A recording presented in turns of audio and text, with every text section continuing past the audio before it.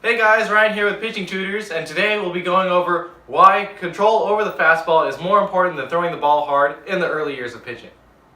We believe that if you can't throw at least 50% strikes, then you shouldn't be on the mound in a competitive game.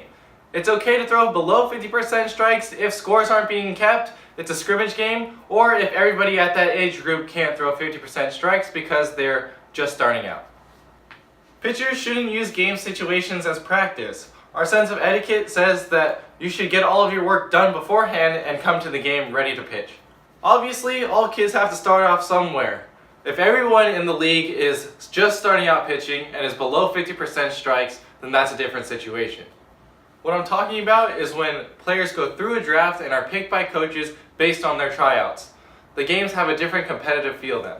So assuming that the goal is for the kids to have fun, and as a player, winning is much more fun than losing, those are the games that you want your 50% pitcher on the mound.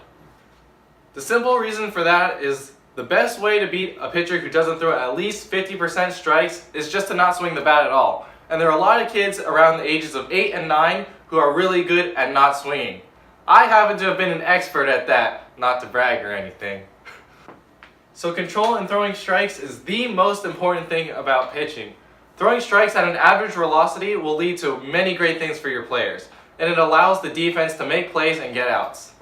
It keeps your pitch count low and keeps your effective pitchers in the game longer, and these pitches are usually not max effort, so it reduces the risk of getting arm-related injuries.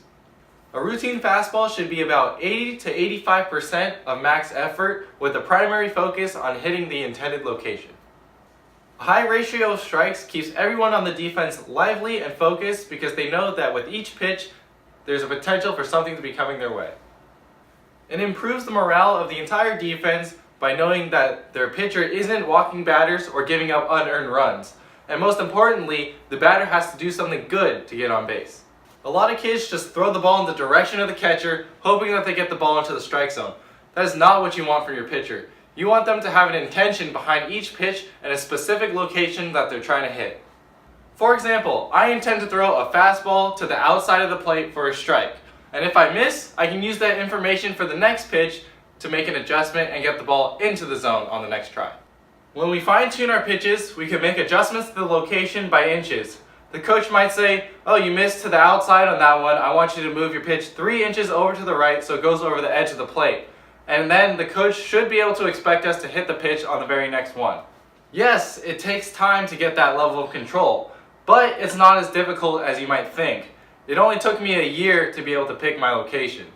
A 70% strike ratio is optimum for our game situations in our experience. A high volume of strikes is something that any pitcher can be good at. Most MLB pitchers are between 60 and 70% strikes, but I'm sure that most professional pitchers are capable of throwing 90+% strikes. So why would the average be between 60 and 70% strikes in the majors? It's because you don't want to throw all strikes because batters will catch on and then start swinging at every one of your pitches because you only throw strikes. Yeah. When batters know it will be a strike, you've lost one of your key advantages as a pitcher. You have to keep them guessing and worried that the pitch won't be a strike.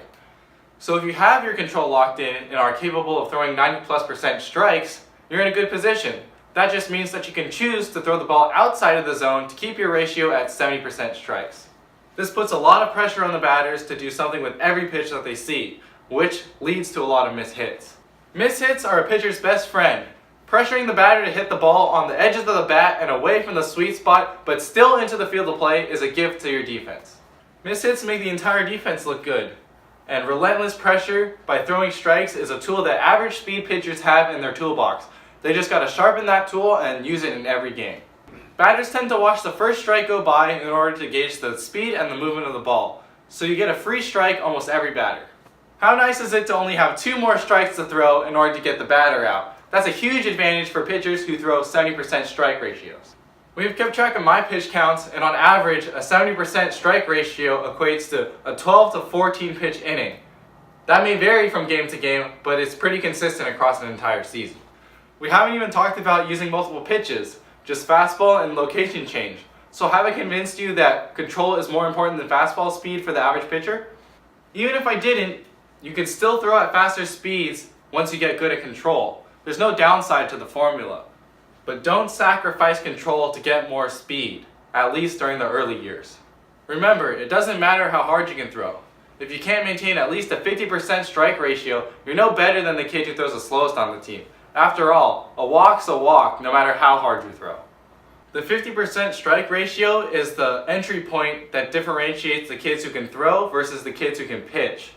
Nearly every kid is capable of throwing at least 50% strikes, but 70% strikes is what you want in a tournament grade pitcher.